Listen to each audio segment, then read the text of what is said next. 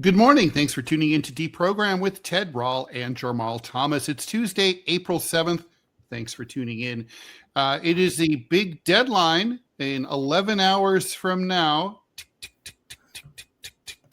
Donald Trump says that his deadline will, his only unilaterally imposed deadline for Iran to agree to reopen the Strait of Hormuz expires. And just before we went on the air, the president issued one of his most unhinged tweets of all time, or his truth, as he called it. I'll quote it. "A whole civilization will die tonight, never to be brought back again. I don't want that to happen, but it probably will. However, now that we have complete and total regime change where different, smarter, and less radicalized minds prevail, maybe something revolutionarily wonderful can happen. Who knows? We will find out tonight. One of the most important moments in the long and complex history of the world. 47 years of extortion, corruption, and death will finally end. God bless the great people of Iran." Jamarl and I will talk about that, what all of this means, as well as this question of what the rescue forces looking for that pilot were really actually up to in Iran. Yep. Iran turned down a ceasefire proposal. Iran says it actually will reopen the Strait of Hormuz, but only in exchange for a $2 million per ship fee that it would split with Oman, and also a guaranteed peace deal. Australia is charging one of its most decorated soldiers of all time with war crimes in Afghanistan from murders that took place 13 years ago. ICE got caught lying again, this time about the shooting of a Venezuelan immigrant in Minneapolis over the winter. New video released. Wasn't new to the prosecutor, but they chose not to watch it. So, at what point do we get to the point where ICE has outworn its welcome? By the way, ICE has arrested 800 people at American airports in recent weeks, all tipped off by TSA. So that's something to bear in mind. The friendly skies are not so friendly anymore. Good morning, Jamarl. How you doing, man? You doing okay today? I am doing good. How are you doing? I cannot complain. That tweet is deranged, but that's like a deranged tweet in a list of deranged tweets, if that makes sense. It's desperation incarnate in the realist sense on a new level. Yeah, and we should be very clear. Like, what he's talking about is a war crime, but the entire war is a crime, if that makes sense. Yeah. Like, this was a war of aggression. This wasn't a situation where it's like this war needed to be fought. Like the United States. Starting a war of aggression was one of the major counts at the Nuremberg trials. Yeah. So it's no different than the German invasion of Poland. It's gratuitous. It's unnecessary. There was no imminent threat by any definition of that term. We can get into what an imminent threat means, for sure. Little housekeeping. Please like, follow, and share the show. Jamarl just started his own show again this morning. So kind of semi-soft launch. So you'll want to check that out. That's 7 to 9 before DeProgram. As usual, we will answer your questions throughout the show. So if you're watching live on YouTube or Rumble in the 9 o'clock hour Eastern time when we're here Monday through Friday, please put it in and we will get to it the best we can. Anything we don't get to, especially the super chats that get priority, will get kicked into the Q&A shows, which we do Mondays and Wednesdays at 12 noon. Okay, so we've got to talk about this. Let's get Iran out of the way here. Okay, so, well, not literally. So that is a threat of genocide. Even the threat of destroying Iran's bridges and power plants, as Trump threatened on Sunday, is also a war crime. And what I'm seeing on the right, Jamarl, is people who are saying, well, if something's dual use, if a bridge could be used by the Iranian military, that makes it a legitimate target. It doesn't, under international law, at all make it a legitimate target. Why are they saying that? But see, I don't believe international law exists. Like the moment that you get into a war, taking down power plants, bridges, energy, those things seem to be, like when the United States went into Iraq, that was the first thing that they hit. So it's like, we can't have it both ways. Like look, I agree with you. Those things may be against international law. Those things are pretty caustic. I mean, I take more issue with going after universities, going after hospitals, going after ambulances, Schools. after building materials. Like these are things that we were also doing that hasn't necessarily bubbled up in the media per se, but it's something that we were definitely doing. We went after one of the universities, I think it was yesterday. And so we just took down one of their major bridges. Look, it's one thing if it is a legit military target, right? A military base, a missile launching pad. Yeah, those I get, right? But we are going after this stuff in gratuitous fashion, not because it has military significance, but seemingly just because it's almost as a provocation. Like if you're blowing up a hospital, what are you blowing up a hospital for? Is it that the thought is that if Iran reciprocates, then you're going to focus on the fact that they blew up a hospital, but ignore the fact that you've blown up hospitals and universities? Even the Israelis made things up, right? They claimed the hospitals in Gaza were secret Hamas facilities. Bases. Yeah, that there's a base underground, and they were like, "Hey, we found one gun." I mean, that's that wasn't true, but yeah, at least they had an excuse. Yeah, I mean, this is what historians of the Second World War called total war, where, I mean, it's the difference between traditional war where armies met in a field of battle, usually way outside of a city, settled things, and then the outcome might determine the fate of that city. And total war where killing civilians was and their infrastructure was kind of the point. Right. Yeah. But I mean, he's going so far as to effectively say the death of an entire civilization. Now, put aside the fact that he doesn't have the capacity to do that. True. Right. It's obscene, though. It's obscene for a world leader, for the president of the United States, to talk like that. Yes. It's outrageous. I mean, even the last tweet that he put out, it was outrageous. It was deranged. I mean, the idea that the president is swearing like some kind of, gutter rat is pretty extreme. And yet Tucker Carlson got really freaked out about the fact that Trump dropped an F-bomb online on Easter Sunday. He should. Like, I don't think people need to put that in context. Like, what does it mean? Do you remember, what is the name of the movie where the guy goes into the future, Idiocracy? Mm-hmm. It's that. Like, where you get this thing where it seems to be this kind of moral, ethical decline to where even from the standpoint of the language is debased. Yeah. Whereas this debased language become this kind of normal parlance for the president. I mean, even Joe Biden used to drop, F-bombs, or not F-bombs. He used to say stuff like shit or something like that. But there's something jarring about the president debasing the language in that way, where he doesn't have the ability to articulate or to communicate in a way that doesn't do that. It's just outrageous. All of this is outrageous. Jamarl, sorry, go ahead. No, go ahead. No, I was going to say, so our thumbnail today, right, says, basically Taco Tuesday 2.0, referring to, Trump always chickens out or craps out, right. Whatever. We know that like Trump's shtick is to heighten the hysteria, raise the temperature, try to freak everyone out. And he thinks that he can get a better deal, quote unquote, out of it. It's not going to work. Is he going to, I mean, it does seem to me like he knows he can't close this deal. I mean, let's be really clear here.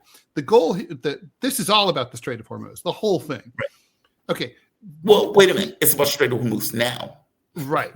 Didn't start off that way. Right. But it's about the Strait of Hormuz now. And the point is that there's no way for the United States to forcibly reopen it. I mean, even if U.S. forces go in heavy with 50,000 troops and they seize Karg Island and the Tuns, and they take a buffer zone around, let's say 100, 200 miles around it, okay? And they occupy that territory. That doesn't secure the Strait of Hormuz, right? Because what international business and the international economy relies upon is not just the delivery of oil. They need the delivery of oil in a timely manner, in a predictable manner, at relatively predictable costs. That goes away if there's even decent, credible possibility of one oil tanker every now and then getting hit by the Iranians, just every few weeks. All the insurance rates will go through the roof. A lot of insurance companies will refuse to cover these ships. The traffic will slow to a trickle, and you will lose access to 30% of the world's oil. And then that's not even getting into the whole Gulf of Aden Houthi angle and access to the Red Sea, which frankly, even if the Houthis taco out, it doesn't matter because the Iranians have missiles that can hit that too. Right. So it's, I gotta say, it's like, to me, this is game Iran. I don't see how there's any world. Trump can nuke Tehran. This doesn't change the equation. Right. Iran still can still close the Strait of Hormuz. In fact, I think it's worse than that. One of the new phases of war that we've entered in from the standpoint of countries. In the old days, like World War II, you would get these armies. Like when the Nazis invaded Russia, for example, the Soviet Union, they had like 1 million men that were lined up and just invaded. And today, that is impossible. If you look at the war in Ukraine and the way that Russia and Ukraine have been fighting the wars, they've been using like penny packets, like small groups of men on motorcycles and so forth. Because what they realize is when you're under a fishbowl, if you have a lot of people coming together, those people are going to get hit with drones and missiles. Like you can't put together 100,000 people in one spot and expect those people to be safe from a drone swarm or missile swarm. And with intelligence today and the ability to look at satellites, you can find those people and say, hey, there's a large number of people there, let's hit those people. And so I don't even know how you would put 1 million men close to Iran. Hell, I don't even know. We don't have them. Well, and we don't have them. And look at what they did with the boat recently, right? Where that ship was basically attacked and the ship had to effectively flee to like the Indian Ocean. How do you bring a huge armada or something like that to the shores of Iran and have those boats be safe? It's impossible. Even if we did Operation Overlord 2.0, right? Yeah. Even if somehow, let's just say we're like, okay, fuck the Iranians. We're going to spend the next year building up our industrial capacity to World War II levels. We're gonna raise 1 million men under arms. We're going to restore selective service. We're going to have the draft. We're sending 1 million dudes over to Iran. You still don't do it because even if, let's say, you could occupy 1/4 of this huge country, the Iranians still have 3/4, and they still can launch missiles at the at the Strait of Hormuz. It's not like it's no problem for them. So this is literally an impossibility. You cannot win. The United States picked a fight with an adversary that has an ace in the hole. That's it. I'm super curious about what happens to Gulf countries after this. They're fucked. Yeah, because we're talking about Iran owns their ass now, because up until now, Iran has always left the strait open, and the Gulf countries are completely dependent upon them for their exports. And it's kind of funny when you think about it. The Iranians have always owned their ass, but been nice about it, and the Gulf states have sucked up to the wrong side, and they're about to pay a terrible price for it. Well, they've already been paying a terrible price for it. Think about it, like in the context, like the whole exchange of oil for protection. We will give you oil, we will get protection. And you can put your military bases, and those military bases effectively ensure that we'll be protected. Meaning this is the model of logic that they've gone with for decades. And within the course of 6 weeks, up in smoke. I have to say, it's like the Hamilton thing, the room where it happened. I really would love, once again, to have been a fly on the wall when all this shit was being planned between like Hegseth, Bibi, Trump, what have you. How did, what was the thinking? Was there no one in the room who said, like my father did, who was he was a military strategist. He was in the room. My father was in the room where right after the Tet Offensive, and there was a consideration to launch a nuclear weapon against Hanoi in 1968, and everybody talked, and then my dad, not a liberal by any means, pointed out the fact that the Soviet Union had a mutual defense treaty with North Vietnam, and that it would feel obligated politically and morally and legally to retaliate with a nuclear weapon, and it would mean World War III if we were to nuke Hanoi. And Lyndon Johnson, even though he lived at the bottom of a bottle most of his presidency, was still lucid enough to say, yeah, we're not going to go that direction, right? And so that's why we're still here having this conversation, and we have running water and electricity.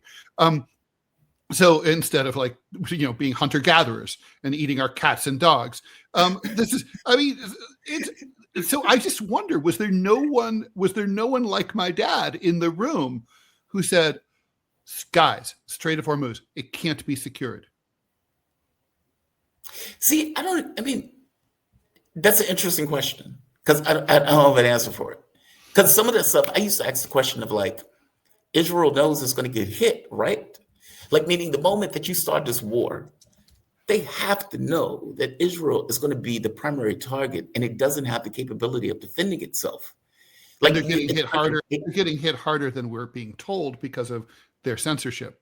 Yes, I've been looking at some of the pictures that have been coming out. They've been getting trashed, and it's their capability of defending themselves seems to be getting less and less the further we get into this, and which gets into the whole 45-day ceasefire thing, where obviously the U.S. is beating down their door through third-party actors to try to get Iran to effectively sign on to something that they're never going to sign on to. Yeah, at least I don't think they will. But look, the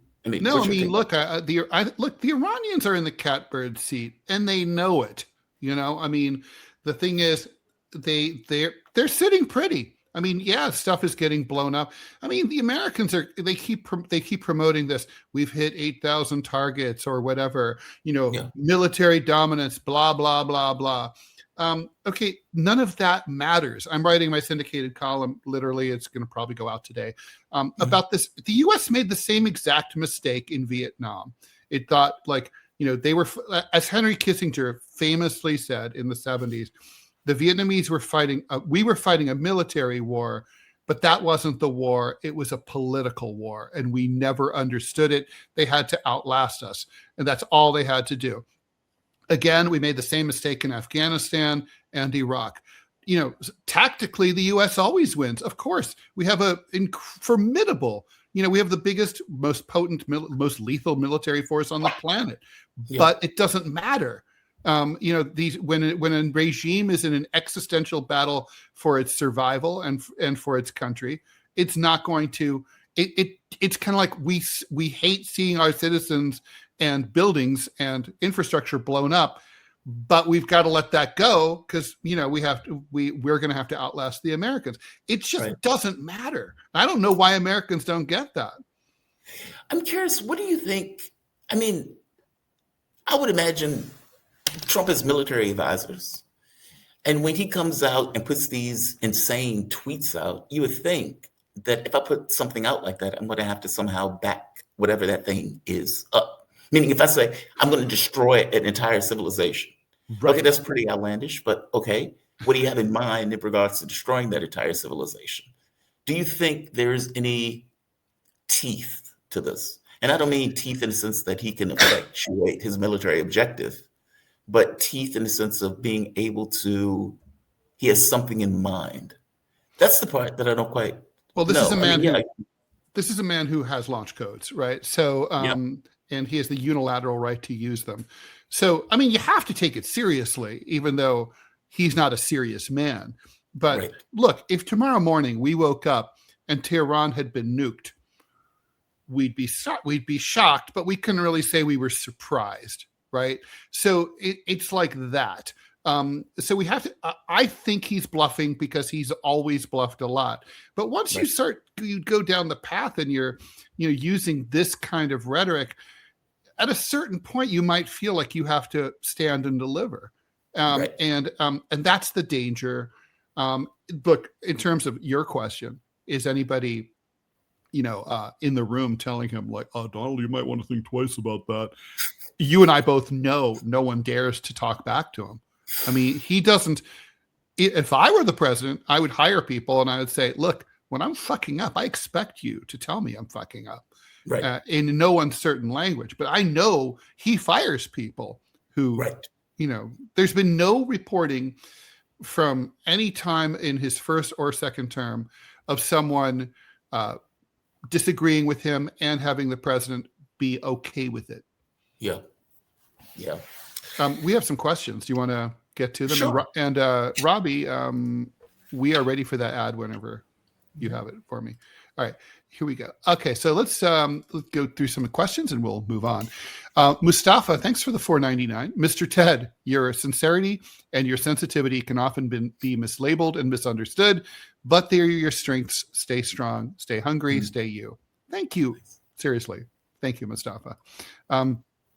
Craig Advance. So if this is going to happen, don't they make a big deal about clearing all the airspace and whatnot before? Before what?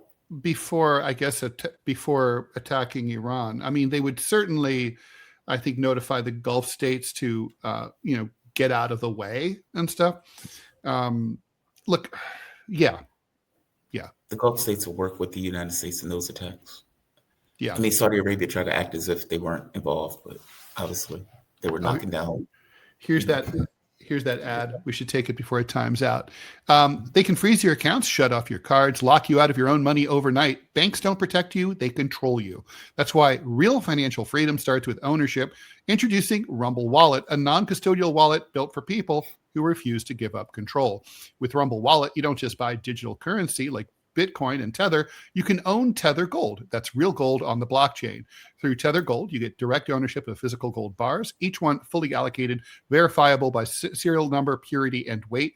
This isn't paper gold. This isn't an IOU. This is real gold without bank vaults, storage fees, or gatekeepers. You can buy, sell, or move it 24 hours a day, 7 days a week, even when traditional gold markets are closed. And if you want, Tether Gold can be redeemed for physical gold. That's power.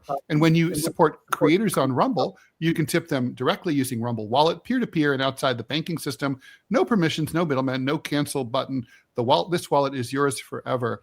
So, Jamal, I collect coins, and I subscribe to a Reddit group a subreddit about coins. And yesterday I was reading about some guy. He went to his local bank and he said, "Oh, do you have any half dollars in your vault?" And they said, "Yeah." So he bought $500 worth of half dollars. They were all silver. They're all from the 60s. So when the melt value alone, he calculated at present prices of those coins is currently about $55,000.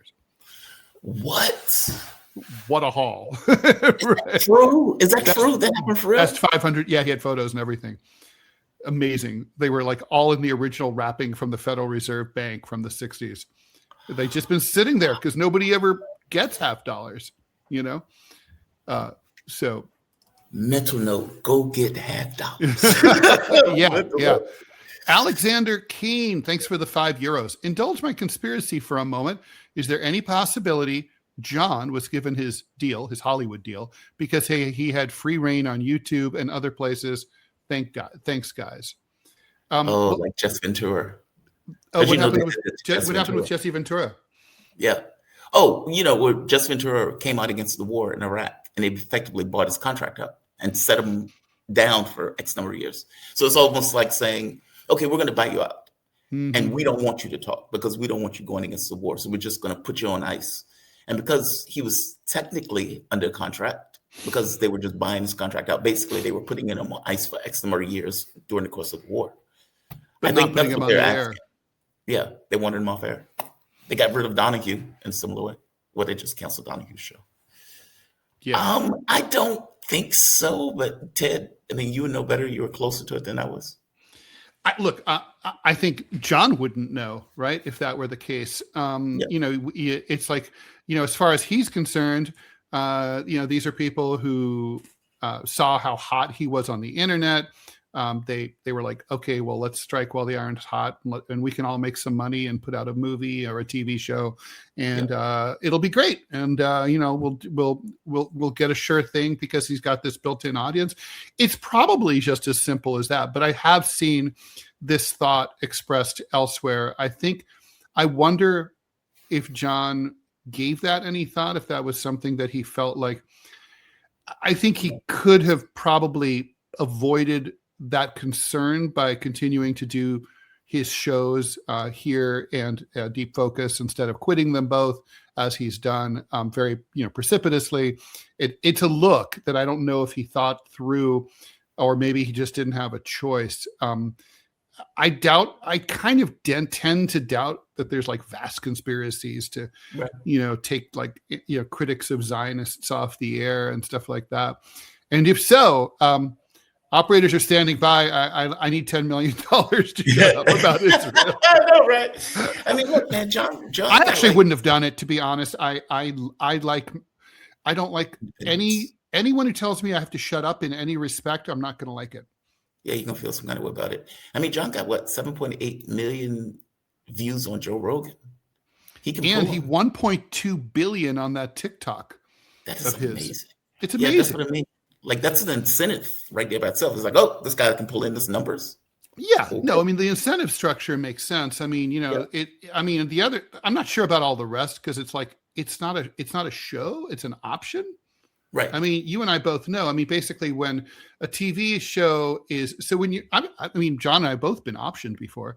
It's like, so an option just means that you get paid a certain amount of money for them to have the right to develop your book or whatever. In this case, it's a book.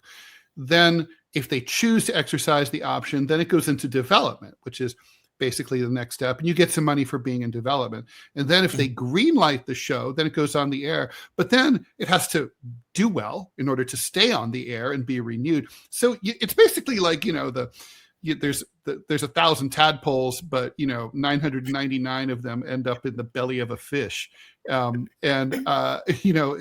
It's hard. So I gotta say, like, I don't think, honestly, I mean, this kind of reminds me of, I was talking to Scott Stantis, who does DMZ America podcast with me. He's a cartoonist, about Mark Allen Stamety. Mark Allen Stamety, he had a cartoon called Washington that was in the Village Voice. It was all over the place. It was a big deal. Okay, so he was in well over 120 papers. That meant he was making probably close to $500,000 a year in the 90s. For a cartoonist, that's good, especially because it's an alt cartoon. Anyway, the point is, Time Magazine came to him and said, dude, you got to quit your syndication. We want you exclusively, and we will pay you for that privilege. Now, at the time, now Time Magazine, the kids are like, what's that? But, Time Magazine was a colossus, as you know. I mean, At one point, it had a circulation of 15 million copies a week. So he's like, Time fucking Magazine. I used to be in Time Magazine after Mark. So it's like, it was a big deal. He took the deal, and I think it was about 6 months later, they just decided to go in a new direction, a Mark Stamety-less direction. And he was shit out of luck. And of course, he couldn't get his syndication back. That was the end of his career. Done. And so I get very scared of any attempt to say, like if I got an offer to a big Hollywood offer, I'd cut back some things. I might go from 3 cartoons to 2 cartoons a week. I might go from 1 column every week to 1 column every 2 weeks. I might go from 10 podcasts a week to 5. But I wouldn't get rid of anything. You know what I mean? Like I'd want to keep like Matt, I know Matt Groening. Matt Groening kept doing Life in Hell, his newspaper comic strip, for decades after he got The Simpsons. He didn't need it, but he just felt like he wanted to be in touch with his roots. He wanted to have that means of expression. I get that. That's more how I am. See, I made a mistake when I was at the network and I stopped doing my channel.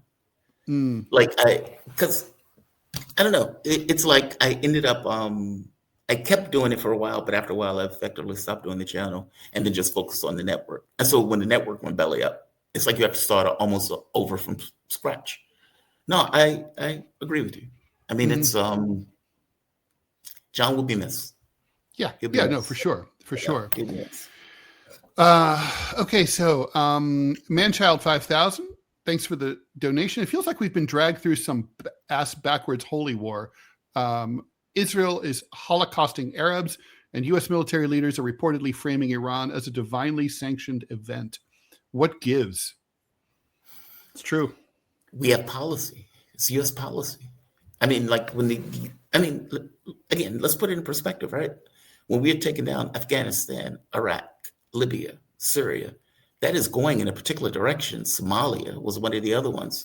Iran was always on that list. Whether it took 20 years or whether it took 5 years or whatever, they were always on that list.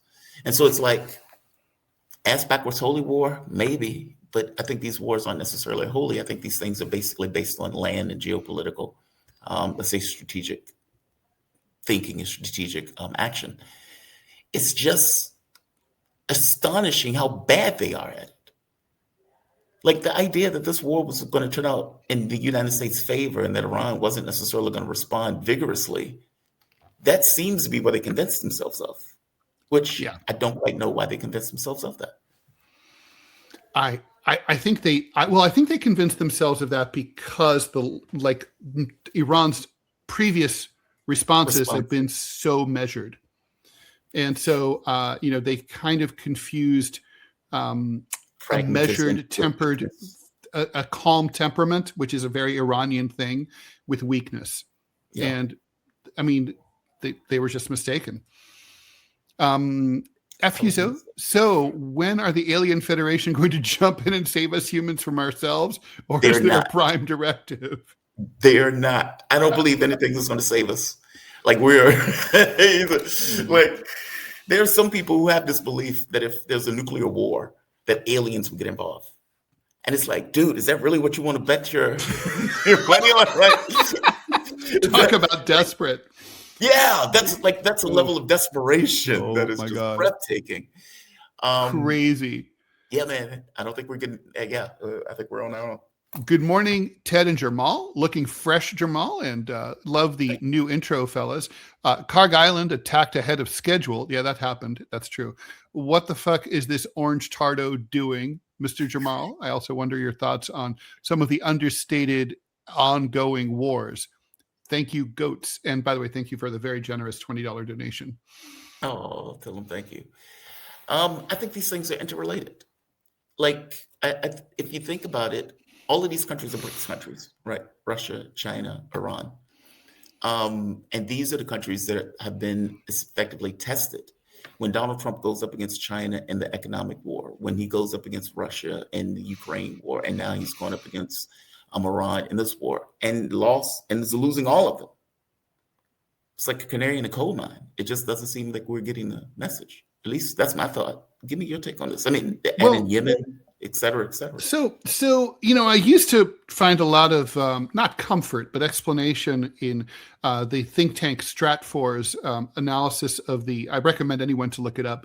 They have country profiles of every country, including the United States. And they say sort of offhandedly that their theory is that the United States military posture is not about winning conflicts. It's about disrupting emerging regional superpowers. So, for example, if Brazil is starting to become too dominant in South America, like we got to do something to fuck up the Brazilians and so on. Iran is a regional emerging possible superpower now because of the war, more emerging than ever. And so basically this is about that. But Trump is taking it to a higher level because of this, this partnership with Israel, which has always been too important. But now it is it's a bear hug, and it's really, it's gone too far. So I think, by the way, I think the Karg Island is a fake out. I think these attacks on Karg Island is like meant to make us think that like we're going to land troops there in significant numbers. We may land troops there. We probably will, but I don't think we can or will do a mass occupation of anywhere near the Strait of Hormuz just because our guys are going to get wiped out. I mean, right. By the way, that tanker that just fled is a really good indication. Like if you're putting up, like in the war in Ukraine, for example, Russia was putting up like 900 drones and missiles and things like that. It's like, Jesus Christ, like the numbers are just goofy. Even if Iran could put up half of those, let's say they put up 300, can a tanker really defend itself against something like that? Maybe. No, not really. But probably not. Yeah, agreed. Dassel Rendon, thanks for the $5, aka Bruce. Thank you very much for joining the program as a member. US XXX A-Rod, thanks for the donation. At this point, how much damage do you think Trump has done to the US and our standing in the world? How long to get back to where we were? Oh, Jesus. I don't think we do. It's a lot. I mean, because look, I think we're a failing empire. And I think this action by Donald Trump is this kind of last gasp, this belligerence. And even I would even go so far and I want your take on this, Ted.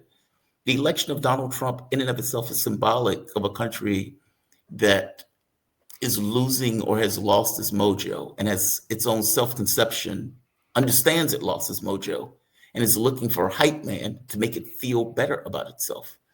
Like it's one thing, like you go from Obama, who's, no drama Obama, et cetera. Then you go to Donald Trump.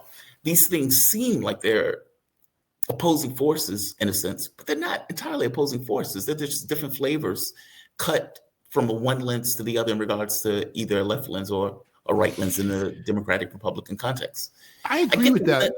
I mean, think about the kind of people who used to be in like my lifetime, presidential nominees of major parties, right? I mean, whether you like them or not, you look at someone like, say, Lyndon Johnson, who was the longtime, very powerful speaker of the majority leader of the United States Senate, right.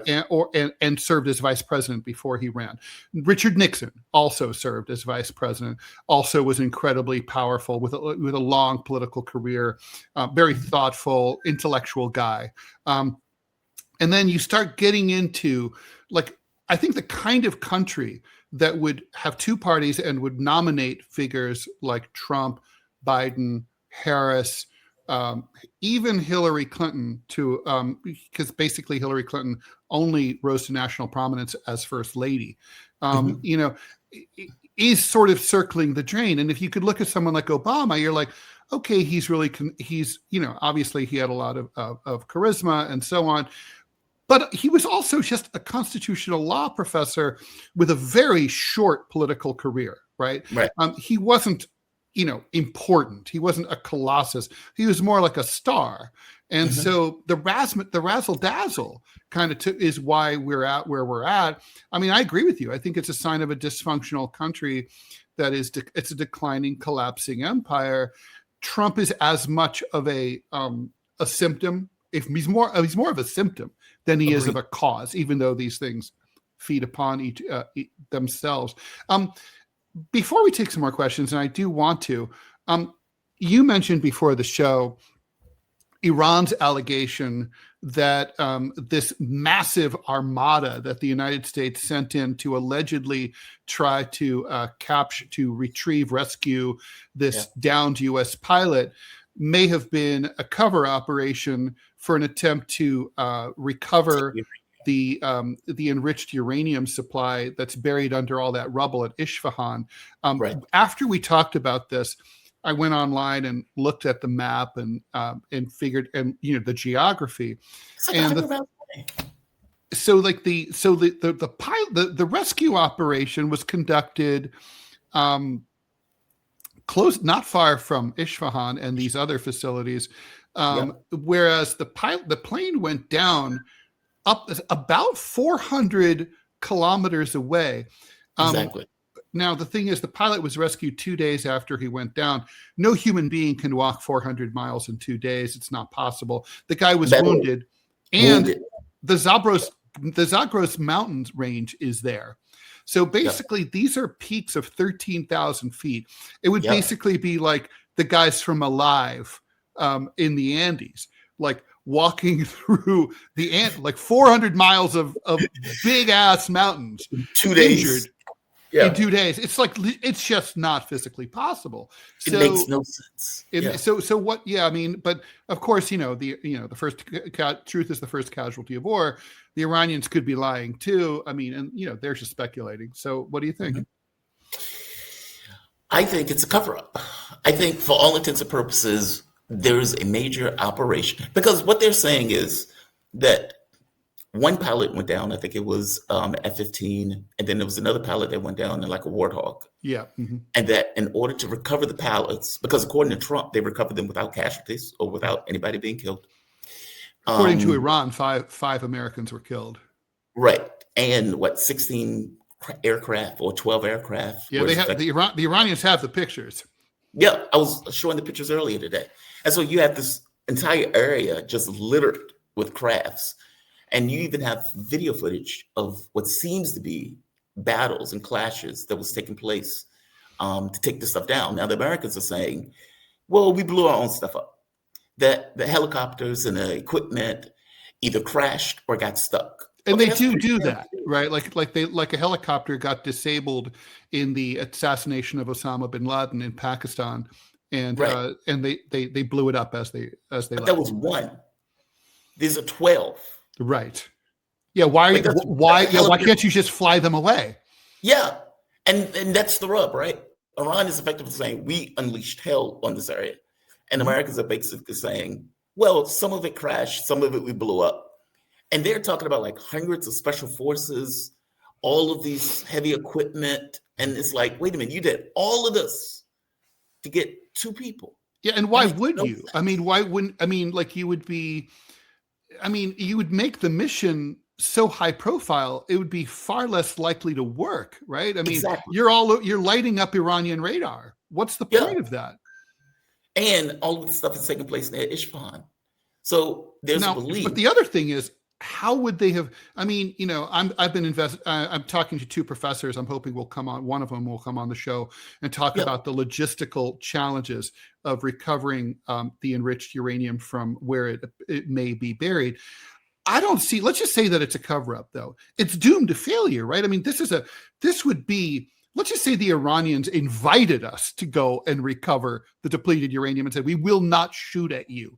I think it would take weeks, if not months, to pull off, to dig up all that rubble, isolate it, and handle it in a way that's not going to, blow up and irradiate all our guys. I mean, it's dangerous material. They couldn't do this in a day or 2. Then what else were they doing? Because maybe they were trying, or maybe they were checking it out, scoping it out to see for future reference, kind of like a spy mission. But why do you need this giant force? Well, it's that part, right? And then to have that force effectively seemingly fail at the task. And then, because if they were trying to do something and then they turn around and say, okay, we failed at this. However, we got 2 people. Okay, for one, we haven't seen any pictures of these people. Maybe you did. Yeah, maybe, right? It sounds like a cover story over top of something else and whatever the hell they were trying to do. It does. So it's kind of like, do you remember that mission in Ukraine where all of those Ukrainian soldiers got killed in some kind of operation into it? What was the name of that mission? They were saying that they were trying to get somebody from the ground and they kept doing it. Mm-hmm. And Russia kept creating this kind of fire bag. It feels like that. Like you guys are trying to do something. You failed at doing it in some kind of incursion or some kind of special operation where you have all of these people associated with it. And in order to cover the fact that you failed, you use this idea of, hey, we rescued these people who were shot down in Iran. Mm-hmm. It's hard to know what's true because, as you point out, Iran has every reason to lie, just like the United States has every reason to lie. But the difference is you have a huge amount of equipment that seems to be burning on the ground in Iran. So far, the credibility seems to rest more with Team Iran, but yes, that can change any second. Johnny Come Lately, thanks for the $10 Australian.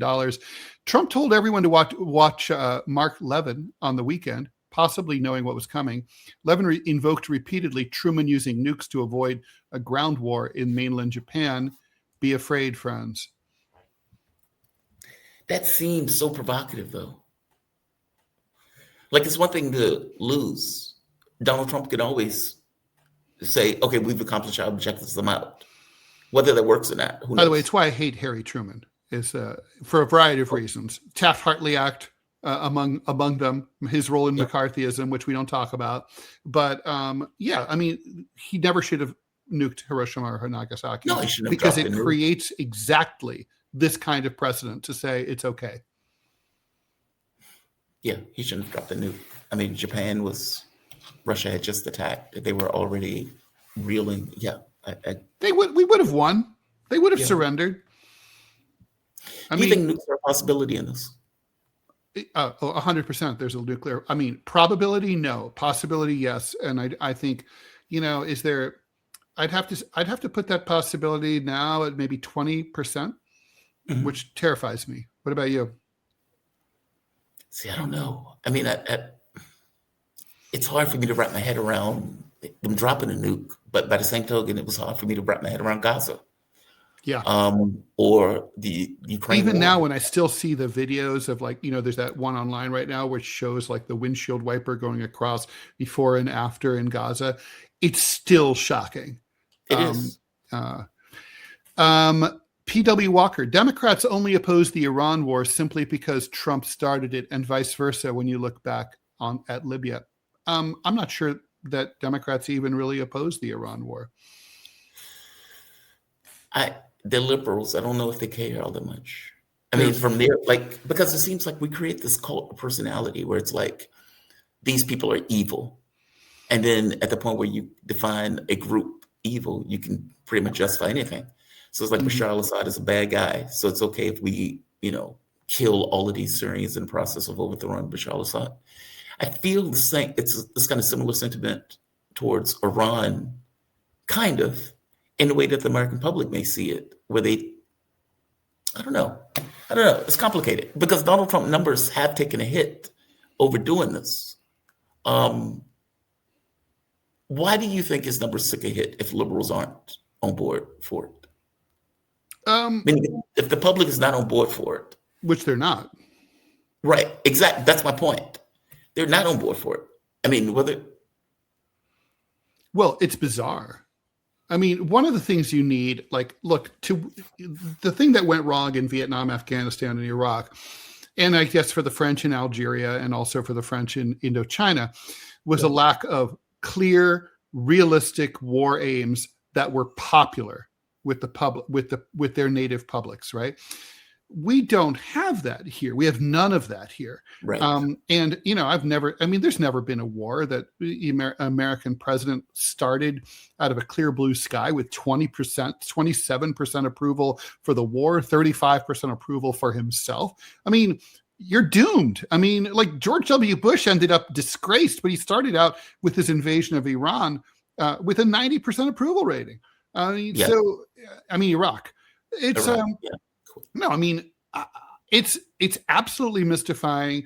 He's all alone here. I mean, Emmanuel Macron yesterday pointed out, this is completely unwinnable. It's not possible. He said that's the reason that France didn't want to have anything to do with it. It never even got past the point of the morality or the legal side. It's just this can't be done.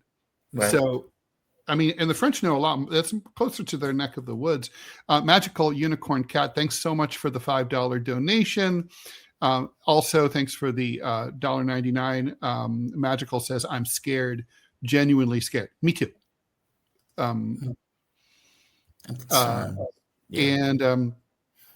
Let's see, Melton Moles, thanks so much for the $20 on Rumble. Promise to stay loyal after John left, keeping my loyalty to you and Robbie. Thank you so much.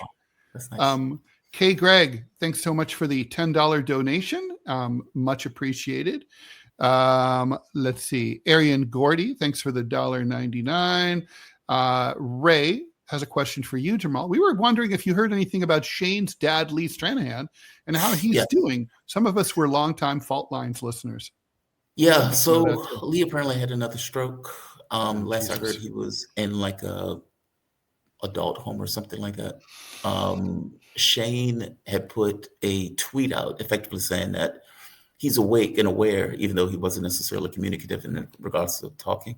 That was the last I heard. That was maybe 2 months ago, 2 or 3 months ago. So, Let's talk about Australia, if you're okay with that. This doesn't need to be a long conversation. That case is wild. It's a wild case, right? So this guy, Ben Robert Smith, was kind of like an Aussie soldier star.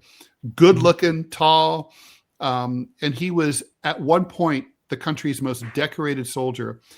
He was declared Australia's Dad of the Year back in 2013. Was he? He was Dad of the Year. Yeah, Dad of the Year.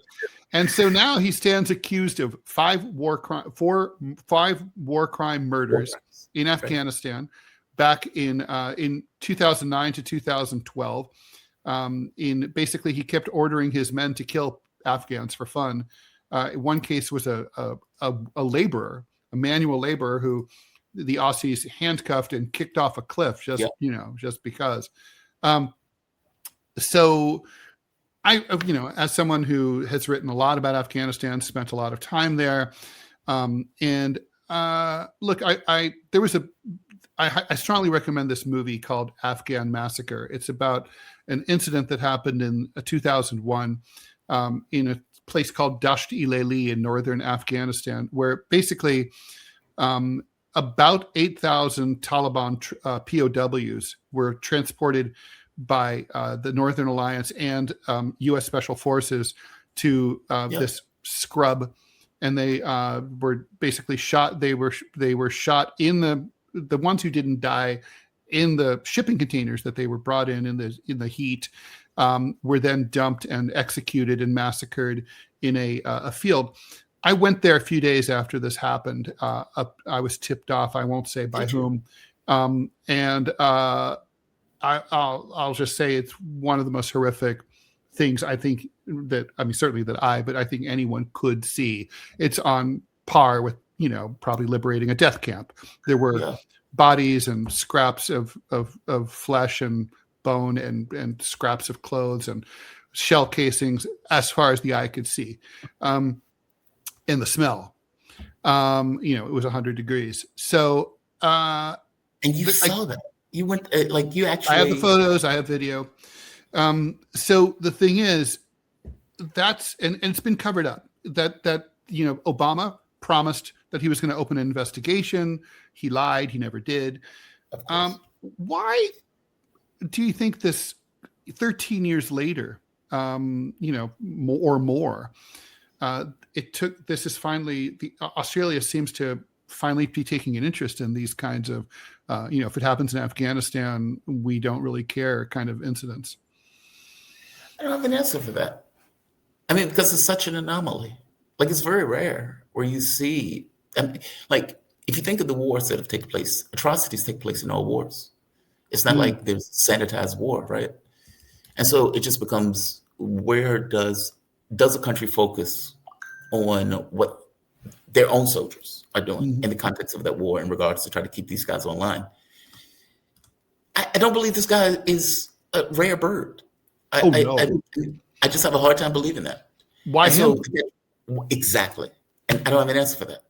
Yeah. Why is Australia's favorite dad being put up for war crime charges, right? What does that say about Australia's dads? Hey, when he tells you to cut the lawn, you better fucking cut the lawn. right. Cut it, goddammit, or else. I don't know. I don't know the motivation for them to look at this 13 years later. It just seems strange and anomalous. And speaking of lies and cover-ups, we all focused on the killings, the murders of Renee Good and Alex Preddy by ICE in Minnesota earlier this year. But there were a bunch of other incidents that we haven't talked about. ISIS killed at least 34 detainees in custody, and there was this incident with this involving a Venezuelan dude. Basically, as usual, Kristi Noem said that he was a bad guy, and he attempted to kill an ICE agent and with a shovel, they claimed. And now this video has surfaced that shows that the dude had a shovel before the ICE guy attacked him. The ICE guy attacked him. The guy threw away his shovel, and then he was trying to get away from the ICE guy. This whole case against him and another co-defendant fell apart. And so, the ICE guys might face charges. This, to me, was less about the case itself than reminding me of the fact, Jamarl, that there has not been, I've never heard of such a thing. You have two homicides. They might be justified against Renee. I don't think they are. Renee Good and Alex Preddy, but theoretically they could be justified.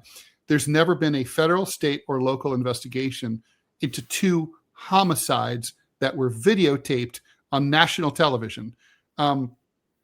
How can that be? I know the state and local authorities, their excuse is, well, we didn't get the information, all the material, all the evidence was swept up by the feds and they won't share. Right. Okay, you can still have an investigation the best you can. You can interview witnesses, you can depose suspects, you can file subpoenas. I mean, there's stuff you can try to do, but you're just like, oh, well, sorry, what can we do? I mean, to me, that's extremely terrifying. All of it is terrifying. I mean, I have to be honest with you. Like, one of the things that I think becomes clear, especially with the wars and everything else that are taking place, is that laws only matter if they're enforced. If they're not enforced, they don't really exist. Mm-hmm. And when you get this kind of, people wonder, like, how do you get this kind of fascist state that takes place? It's stuff like this, where it's like, this stuff is obviously should be investigated. These people were obviously killed. Now, you may come to a conclusion that it was justifiable, but that's something that is meted out at a trial, not necessarily this, as you point out, oh, well, golly gee, they've swept up all the evidence, so we can't necessarily do the case. I remember I had Garland on one day and I asked him, Garland used to be a police officer. He used to run investigations and stuff like that. And I was asking him one day, like, if I am a legal citizen of this country and an ICE agent is coming after me and there's a cop right beside me, will the cop do anything to protect my rights? And Garland was like, probably not. He's probably not going to want to get involved because of this kind of weird gray area that ICE effectively floats in. Mm-hmm. And you've effectively militarized these people and put them all throughout the United States in all of these various states with seemingly godlike power or capability, meaning they do stuff that doesn't necessarily seemingly have a consequence when they do those things, even and up to the point of murder. And even when they're dealing with people who are Americans, not even people who are illegal to this particular country. It's outrageous. It's terrifying. And it doesn't necessarily seem to be relenting at any particular point. And I don't even see like a massive public backlash, if that makes sense. No. Like, at least not at the scale that I would think over this kind of militarization. No, I mean, no, my theory for that is that there's just no left and that you would need a left to organize that. And what we have instead is no King's rallies, which are bullshit. Thanks for the $10 donation from K. Greg. We have a question that I think we need to address in our last minute or two here. Random, to be clear, you want Trump to destroy all Iranian civil infrastructure today? Otherwise, taunting him with the taco shit makes no sense. You're bullying Trump to carry out his apocalyptic attack. Look, I appreciate the take. It's a novel one, I have to admit. The idea, like, that historians will look back at the nuking of Iran and say, it was this Ted Rall did it. It was Ted Rall.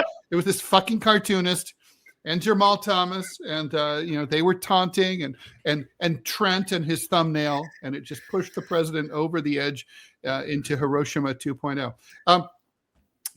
No, honestly, I mean, I can laugh about it. Look, I take the point in all seriousness, and it's true that part of what Trump is dealing with is, I think, the perception that he needs to look butch, right? Like, that's always been his thing. He's actually kind of like in private, kind of like and I know because I've been in private with him, he's kind of a silly, goofy man. And so he practices this like scowl. It's all bullshit. It's just like in the same way that George W. Bush doesn't really have a Texas accent.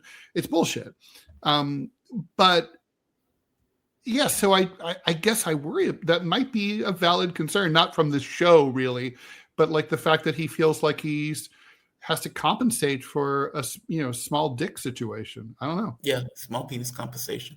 I mean, I didn't tell Trump to invade the country. I didn't tell Trump to bomb Venezuela. I didn't do any of those things. And if we're pointing out behavior that seems to be something that's associated with his personality of threat and then backing down from that threat, that's not our fault. No. And look, if you want to take Ted Rall's advice on this, call Iran and seriously offer to come there and make nice. They really will appreciate it. And you'll get out of this. You really could win the peace, then get the Nobel Peace Prize. That you would enjoy. All right, we're done here. Please stay tuned for the TMI show with Ted Rall and Manila Chan coming up in a minute right here. Rumble's going to raid right over. Jamarl and I will be back tomorrow right here at DeProgram, 9 a.m. Eastern time, Monday through Friday. Also, Q&A exclusive show tomorrow at 12 noon. Jamarl, see you tomorrow. Stay safe. Have a good one.